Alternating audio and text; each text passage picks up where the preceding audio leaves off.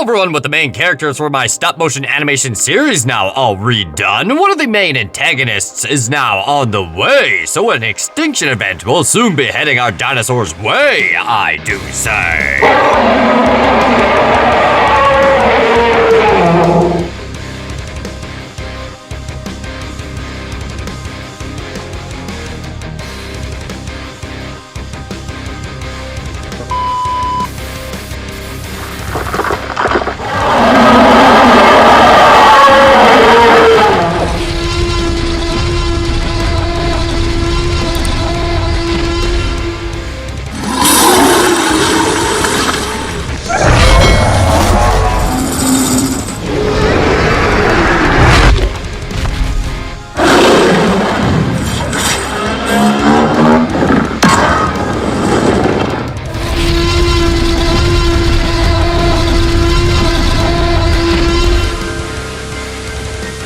On this YouTube video today, I'm happy to say the plague of madness is spreading once again, you might say, because a very large Argentinosaurus is now stomping our way. And as I make this giant today, I'll be giving you all a rough idea, I say, on the upcoming stop-motion animation video series soon heading your way. With something far worse heading our dinosaurs' way, I do say. The asteroid that killed the dinosaurs might seem very merciful in comparison, you might say, because I have something far worse than the KPG extinction planned out, so hear me out. Because I'm sure without a doubt, you don't want to miss out. So I'm not too sure what I want to name this stop-motion animation series just yet, but I was thinking somewhere along the lines of Giant Kaiju Dinosaur Extinction.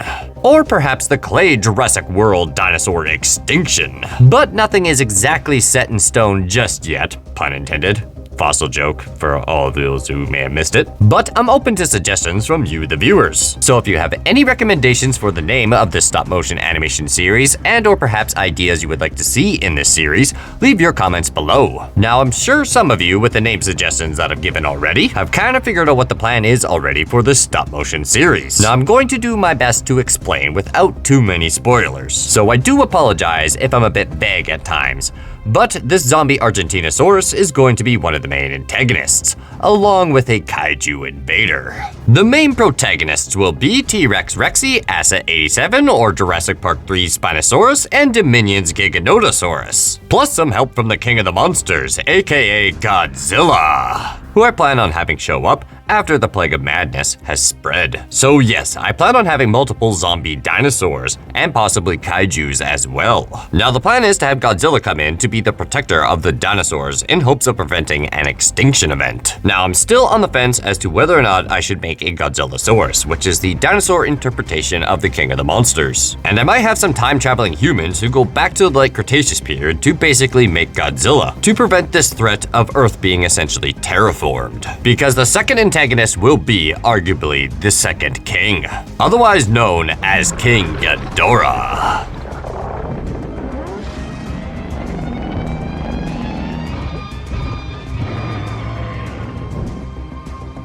Now at first, this may seem like an odd matchup, to have a zombie sauropod dinosaur paired with a three-headed space dragon, but this will make far more sense shortly. The idea for this story is very similar to Toho's movie from 1998, called The Rebirth of Mothra, which will be the main source of inspiration for this project. However, I do plan on doing things a bit differently.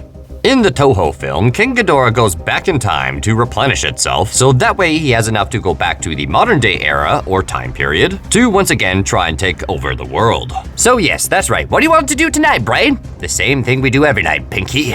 Try to take over the world. It's Pinky and the Brain. Pinky and the Brain. Two are geniuses, one is insane. Sorry, Kevin. But what if King Ghidorah had more nefarious plans, such as to stay in that time frame of the dinosaurs to basically manipulate the course of evolution, to the point where our species no longer even existed.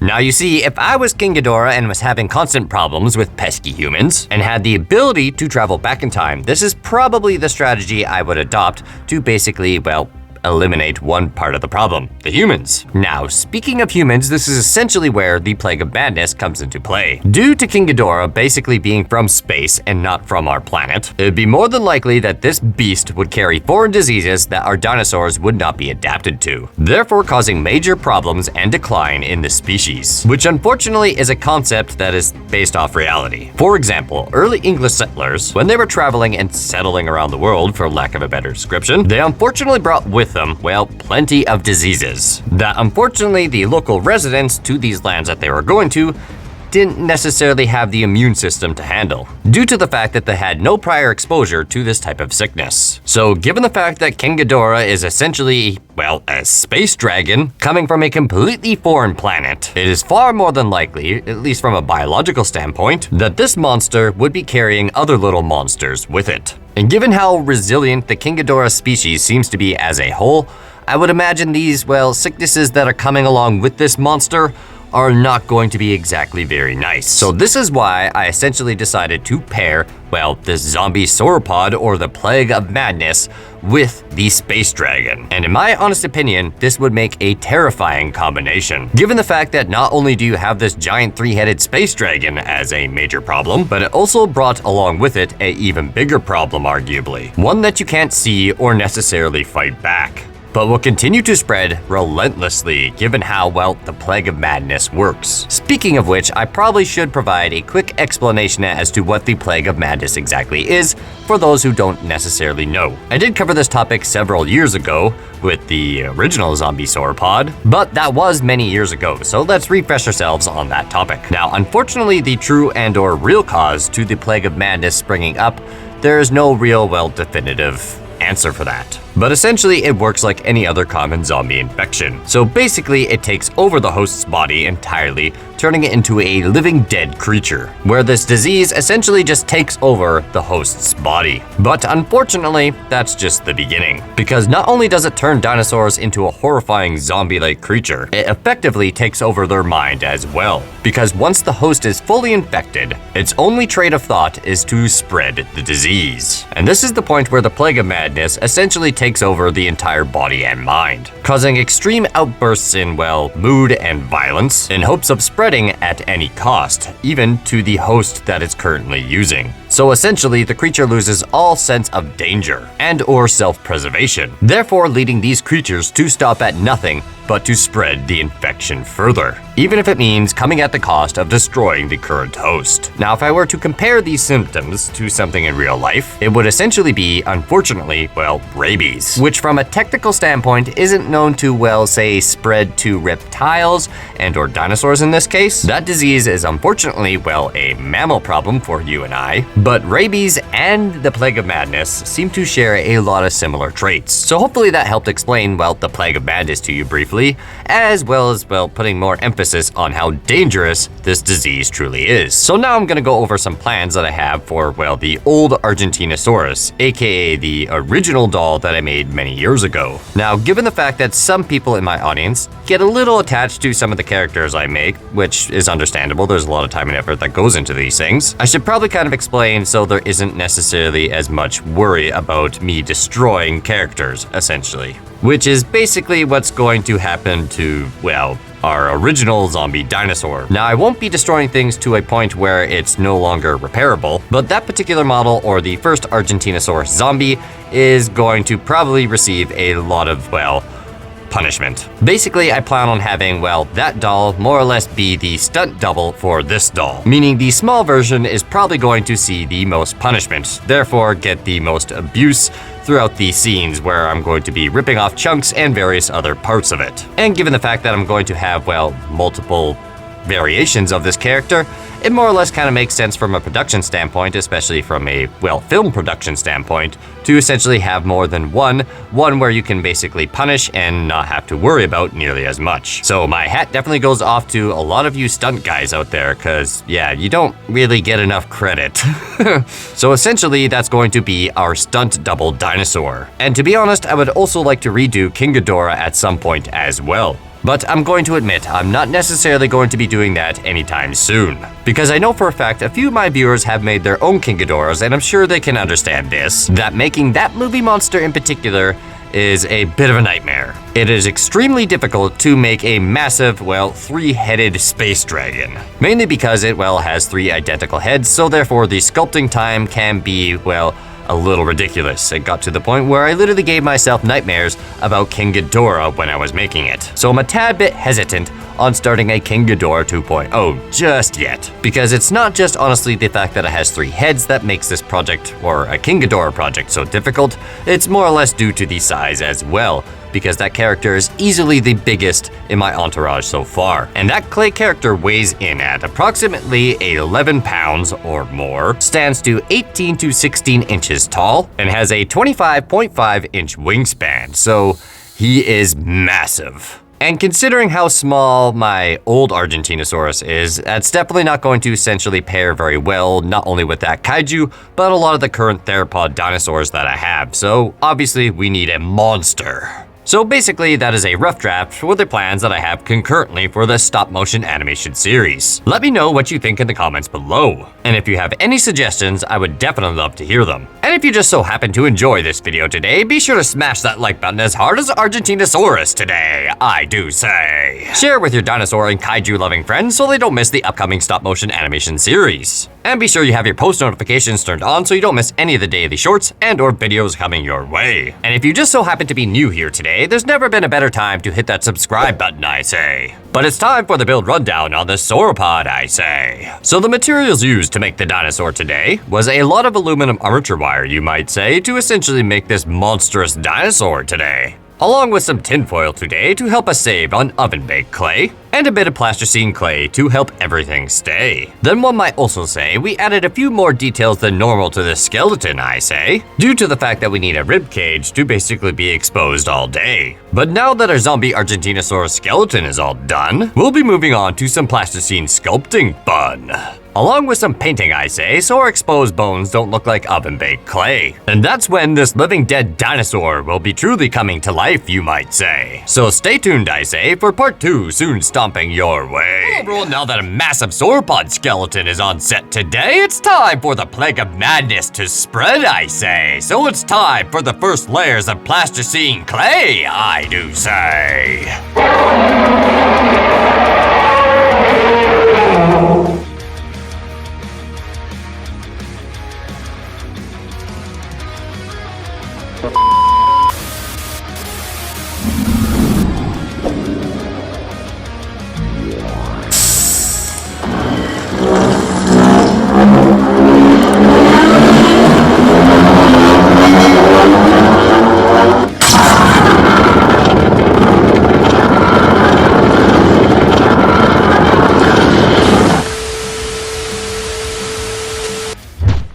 On this YouTube video today, it's time to cover this dinosaur skeleton in plasticine clay, and as I sculpt away at this Titanosaurus today, I'll be explaining the origin, you could say, on the plague of madness today. Now, I think it's safe to say, on this statement, I'm speaking for just about everyone, but the Plague of Madness, the Primal episode that came out on April Fools of 2020, is probably one of the best animated and scariest things I've seen in a very long time. And at the time, considering, well, the world was in a pandemic, people were once again enthralled with mysterious zombies as well as viruses. So this topic was very relevant at that particular time. So it makes sense in a way to be a bit of a gog to witness prehistoric flesh decaying on screen. With that being said, there is a lot of mysteries and or questions in regards to this episode. And probably the biggest one being, well, figuratively speaking, not literally, is how did the Parasaurolophus that infected the Argentinosaurus get infected himself? And this Parasaurolophus is the first infected individual that we see, which happens to be a small, well, maybe small isn't the right word, but small in comparison to the Argentinosaurus, herbivorous dinosaur that basically leaps out of the trees, behaving rather erratically, and or like a rabid beast.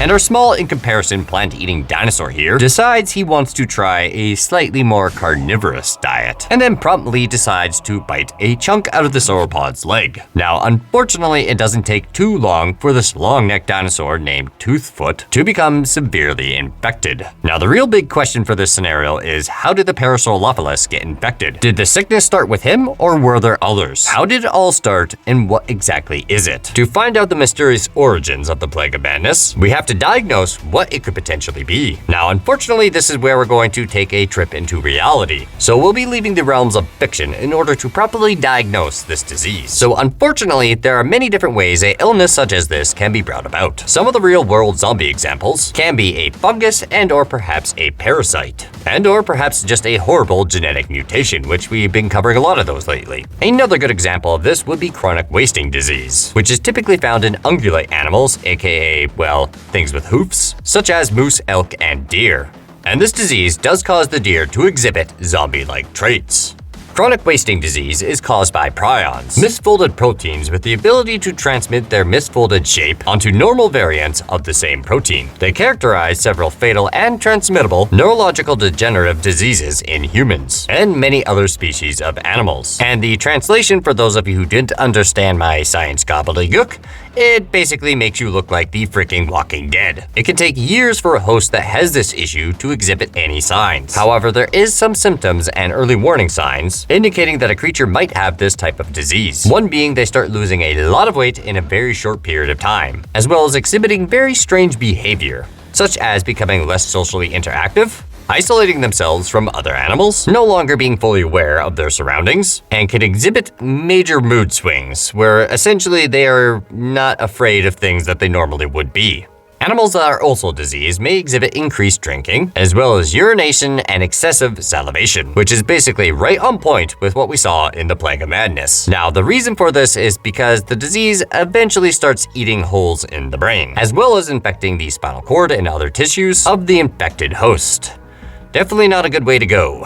What is very interesting about chronic wasting disease, it's extremely contagious amongst creatures that are capable of getting it. Animals that essentially share enough DNA, such as, well, deer, elk, and or moose, can unfortunately quite easily and successfully transmit the disease to each other. And on top of all that, it can spread very quickly. Experts also believe that chronic wasting disease prions can remain or linger in the environment for a very long time. If an infected animal dies from that disease long after those dudes are dead, other animals in the surrounding area can still quite easily contract it. However, thankfully, at this particular moment in time, videos and other four-legged animals, such as livestock like sheep and cows, cannot get it from deer. With that being said, it is generally safe to test your animals or deer if you are, say, a hunter, for such, well, diseases, because I'm sure nobody wants to be consuming that. Now, out of all the other vast majority of zombie-like diseases out there, I believe this one does fit the category for the Plague of Madness the best. But either way, the Plague of Madness episode basically got everybody talking about this show Primal, and made fans of the franchise, including myself,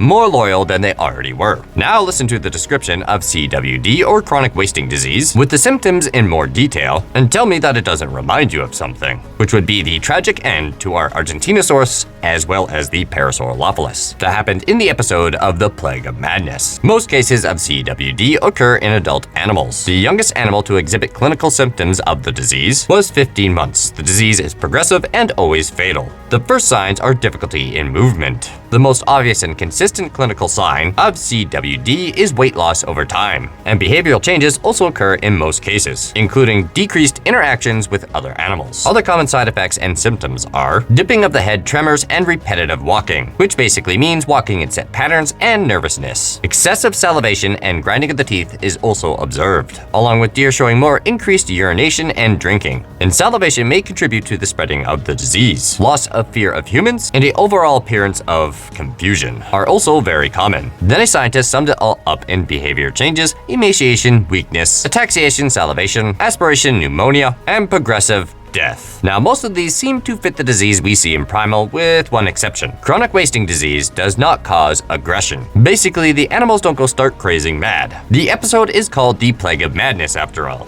and even when you consider the other forms of natural zombies, such as the ant and fungus mixture that everybody knows about already, and a wasp that leaves its larva inside a caterpillar, those poor creatures are directly taken over by an entity. So in other words, basically there is a direct interaction with another species, like the wasp hijacking the caterpillar, or the ant being taken over by the fungus, which instructed it to change its behavior, which causes it to go to the very top part of the canopy so it can die and spread the fungus all over and even more further. The only other natural occurring zombie occurrence that we are aware of is chronic wasting disease. However, that doesn't exactly exhibit the extreme behavioral changes or aggression, definitely not to the degree of what we see in the Plague of Madness. Now, unfortunately, the only thing that we can find that is rather close to this is a fairly common disease. And in all honesty, it deserves to be called a zombie disease far more than any of the others I've described thus far. And that just so happens to be, well, rabies. The symptoms of rabies include fever, headaches, excessive salivation, muscle spasms, as well as mental confusion. Now I'm going to describe things in just a bit more detail. And even though these symptoms are technically based on the symptoms of people, it seems to affect animals in a similar way. So at this point, I'm just going to refer them as host. The host creature will experience excessive pain in the muscles in its entire body. It will also experience dizziness and fatigue, fever, loss of appetite, or malaise. And malaise means an overall feeling of discomfort. Now this is where things get far worse, because rabies also affects the host psychologically by causing delirium or fear or hallucinations. The host will also experience muscle spasms and paralysis, and will experience on a sensory level pins and needles, as well as sensitivity to light. But wait, there's more. Behavioral, aggression or irritability, gastrointestinal, nausea and or vomiting. Also common, anxiety, brain death, potential comas, difficulty swallowing, dilated pupils, drooling, or excessive salivation, headaches, mental confusion, and seizures, and or stiff neck. Now, unfortunately for our poor dinosaurs here, that sounds much more familiar to what we saw in the Plague of Madness. Now that we have found something that more or less lines up with the symptoms that we've seen with the dinosaurs in Primal, we can now look at the root causes of this disease. The rabies infection is caused by the rabies virus. The virus is then spread through the saliva of infected animals. Therefore, infected animals can spread the virus by biting into other animals or humans. In rare cases, rabies can be spread by infected saliva that gets into an open wound and or mucous membrane, such as the mouth and or eyes. But speaking of biting, that's exactly what happens to the Argentinosaurus in Primal. The unfortunate Parasaurolophus was behaving very confused and delirious, and extremely aggressive. And only when it bit the sauropod is when the sauropod started experiencing symptoms of fatigue, as well as nausea and vomiting,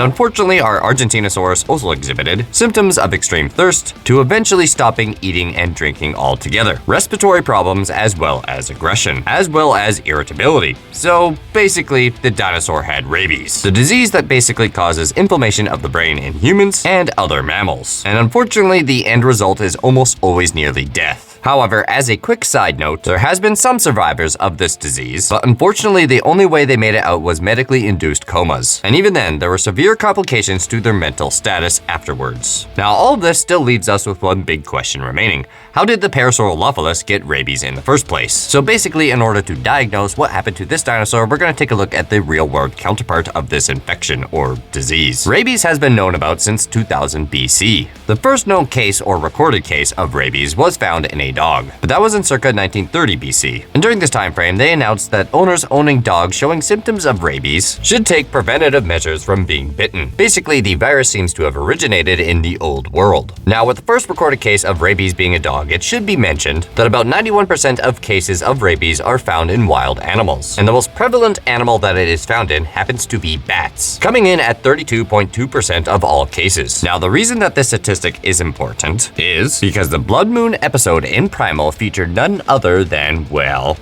bats. Very big scary ones, I might add. So I think it's safe to say that the bats are responsible for the Plague of Madness, you could say. But now that the culprit for the Plague of Madness has been found out today, it's time for the build rundown, you could say. So the first thing that we got done was some skull painting fun. Then once our skeleton was all prepped up, you could say, it was on to some sculpting, I say, where we first added a thin layer of plasticine clay to keep out all the air, you could say. Then once the air was worked out in a way, we added some muscles, I say, with some crazy eye fun, but that has just begun. So stay tuned, I say, so you don't miss part 3 heading your way, where I'm happy to say we'll be finishing off this dinosaur, I do say. And then once this zombie is all done, it'll be on to some animation fun. Hello everyone and welcome to my clay Jurassic world today, where I'm happy to say the plague of madness has returned, I say, because we have a massive zombie Argentinosaurus on set today, I do say.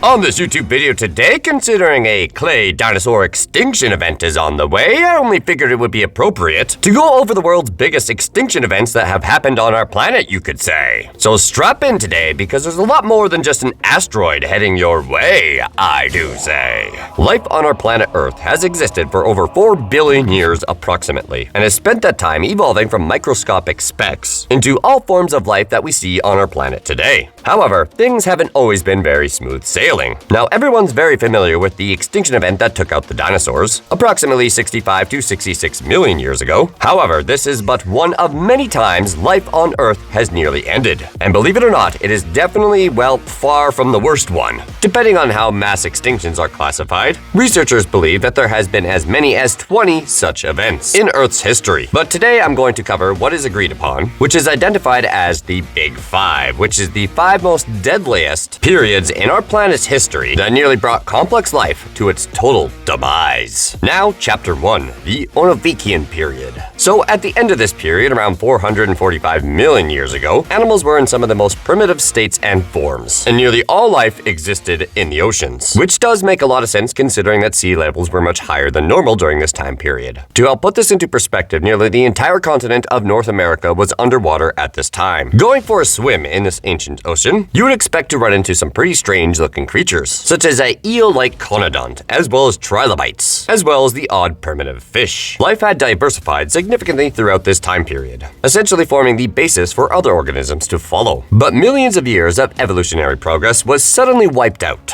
when 2 devastating events took place in the oceans, wiping out a staggering 85% of all species over a course of 1 million years or so. There is no evidence of a meteor or comet impact, or even intense volcanic activity for that matter, so the cause of these 2 events are far less clear than some others. One of the leading theories is the supercontinent Gondwana started to move a little too close to the South Pole, leading to rapid glacier formations and a subsequent dropping of sea levels. This drop would have also led to ocean anoxia, which is the name to what happens to water in oceans when it's depleted of dissolved oxygen, which in turn essentially makes it more toxic for all forms of life. However, this isn't the only possibility. Many researchers suggest that this extinction event was actually initiated by a gamma ray burst. A gamma ray burst is an insanely powerful blast of gamma radiation, which is released when certain sizes of stars explode in a supernova. A typical GRB is so intense that it can release as much energy in a few seconds as our sun will release in an entire 10 billion year lifespan. Now, it should be mentioned that they are extremely rare, with only a few happening per galaxy, per every 1 million years. But if one of these went off in a few thousand light years of the Earth, it would have very well have destroyed the ozone layer and essentially bathing Earth in a seriously harmful amount of rays. Now, it is possible that both explanations are very true and do constitute the 2 separate events seen in the fossil record. But whatever the case may be, only 15% of species survived this ordeal, and it would take take millions of years to recover. Which now brings us to Chapter 2, the Late Devonian. So about 70 million years have now gone by, and during this period, animals began to live on land entirely, alongside primitive plants, which quickly took over the entire landscape. There had been plants before, but it was during this time they had properly developed root systems, and huge forests started to pop up. Marine life had also made a very good recovery during this time period, with the seas now brimming with armored fish, such as one of my personal favorites, the Dunkleosculus, one of the very first apex predators known to history, and it weighed in at over 600 kilograms. But unfortunately, even this primitive hunter was about to reach its unfortunate end. Throughout the late Devonian, a series of events would have rocked the Earth's biodiversity. Now, it should be mentioned that there is still quite a bit of debate as to how long these events took to unfold, with estimations varying from 500,000 years to over 20 million years, which admittedly is a very long stretch of time. There is also some confusion as to what exactly happened, since the evidence seems to be, well, a bit lacking, and the hypotheses widely vary. And one very interesting idea is, since during this time period plants have begun to swell in size and population, it is possible that this could have upset the balance of the atmosphere by essentially absorbing too much carbon dioxide. Carbon dioxide is of course a greenhouse gas, and its increasing presence in the atmosphere is largely correlated with a warming climate. However, in this scenario, the opposite would be true. Now, instead of global warming, these plants would be causing global cooling. Now, it is also possible that a meteorite did contribute to all of this as well, with the most likely candidate being Sildren Ring in Sweden, the largest impact crater in all of Europe. But this is mostly just educated speculation. What is known for sure is just how devastating this period truly was, because during this time frame, coral reefs were absolutely massacred and would require a 100 million year time period to recover. And nearly all the armored fish during this time period also went extinct, and so did the recently evolved Annamites. And during this extinction event, an estimated 70% of all species were annihilated. And fun fact, because the oceans also went through a period of oxia during the late Devonian, it was rather hard for organic matter to decay, trapping lots of it in porous rock that would one day later become an important source of oil for Canada and the United States. So contrary to popular belief, dinosaurs and various other, well, species of that matter do not contribute to your fossil fuels. Overall, the late Devonian was a disaster for life on Earth, and although life on land was largely spared during this extinction event, nobody was going to be safe during the next one.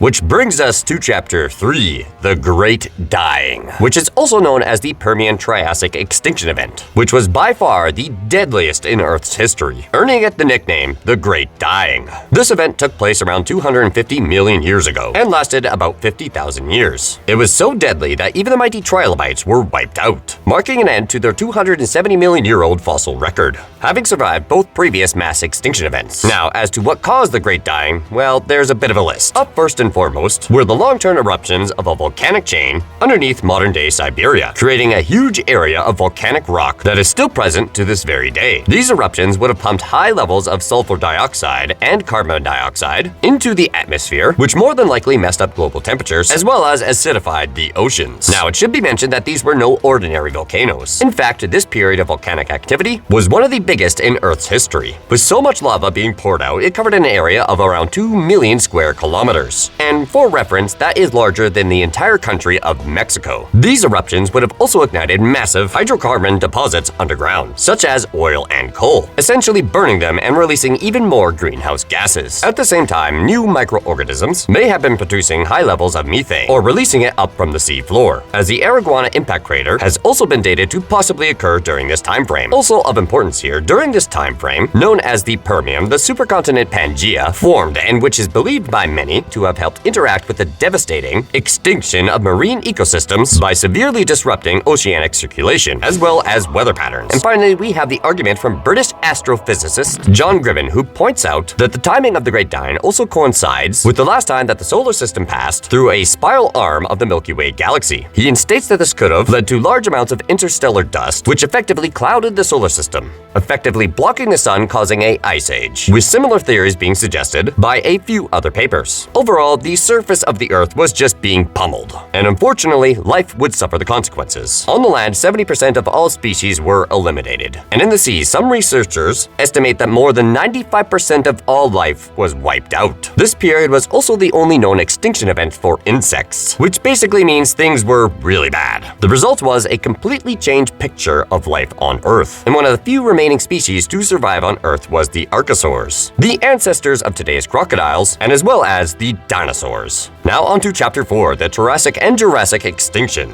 The Triassic period saw the early rise of the dinosaurs, which rised from the ashes of the Great Dying. And this is when they started to make a name for themselves. Although it should be mentioned that they did technically have a lot of competition, such as Asiosaurs, which were large omnivores or armored reptiles, and the Capitosaurs, which were the largest amphibians to ever live. But it was near the end of the Triassic period that all of this would change, with our fourth massive extinction event. As far as paleontologists can tell, the Triassic and Jurassic extinction took place in less than 10,000 years, and it appears that 70% of all species died out. The biggest culprit for this one seems to be the start of volcanic activity from the Central Atlantic Magnetic Province, or CAMP, which at this point you can probably guess pumped a lot of carbon dioxide into the atmosphere, which once again acidified the oceans, essentially the classic recipe for mass extinction. And of course, it wouldn't be a massive extinction event without the accusation of a massive meteor. And actually, there are a few candidates. For example, the Manicouagan Reservoir in Quebec, which is a crater that has been dated to the late Triassic, and it is tied for the fourth largest on Earth. There's also a theory that this meteor may have broken up just before or during its entry into Earth's atmosphere, turning into a multiple impact event. Proponents of this theory point to the locations of several other craters, such as in Ukraine and North Dakota, that occurred at the same time and could have all originated from the same extraterrestrial object. If true, this would mean an impact event far more significant than previously thought, and potentially responsible for the extinction. Regardless of its cause, one interesting thing about this extinction is that there seems to have been a rather rapid recovery, and this is due to probably many surviving species, which quickly filled in ecological niches. The best example of this being, well, the dinosaurs, who were among the only remaining reptiles to survive, allowing them to quickly rise to dominance on every single continent. Now, Chapter 5, the KT Extinction Event. Now, unfortunately, all good things must come to an end. Although the dinosaurs did run supreme for more than 140 million years, their existence would also come to an abrupt halt around 66 million years ago at the Cretaceous Tertiary Extinction Event, or KT for short. In contrast to other extinction events, scientists are fairly confident as to what exactly happened during the KT extinction. And the universal idea is that a massive asteroid had struck the Earth around the end of the Cretaceous period. And this theory was first suggested in 1980 by Luis Alvarez. Luis and his son Walter put the idea forward based on the rock layer associated with the end of the Cretaceous had a higher than normal concentration of the element iridium, which is found in abundance in asteroids. The idea was received with some skepticism, but then soon gained proper support with the discovery of the Chicxulub crater in the Yucatan Peninsula, which just so happens to perfectly coincide with the extinction. And this asteroid was most certainly big enough to cause global catastrophes, with high-end estimates placing its diameter at 15 kilometers or 9 miles, which for reference means if the asteroid was hitting at sea level, it would be taller than Mount Everest. When this enormous chunk of rock smashed into the surface of the Earth at the speed of 20 kilometers per second, or 12 miles per second, it exploded with a force 5 to 10 billion times stronger than the bomb dropped on Hiroshima. And well, at the end of that, the end of the dinosaurs was rapidly approaching. The initial explosion and the ashes launched into the sky, and the shock waves that it sent in every direction plagued the Earth into irreversible climate change and induced intense volcanic activity. The oceans once again acidified, dooming all the marine life, and the sun was nowhere to be seen, dooming plant life. And with no plants to eat, the herbivores began to die off. And with no herbivores to eat, well, the carnivores began to die off. And then very soon, 75% of all life had vanished. However, from this moment onwards, it was a new dominant life form that emerged, otherwise known as, well, mammals, which then paved the way for the rise of humankind. Now, I hope you enjoyed this video today, and I do apologize for being behind schedule, you could say, but unfortunately during this project, I got my own plague of madness, you could say. So be sure to do what Clay Me has to say, and thanks for your support today. Hey, thanks for sticking around to the very end of the video. Be sure to leave a like if you enjoyed the content, comment below what you think, share with your friends, and perhaps consider subscribing if you're new. And anyway, that's enough from me. Till next time, take it easy.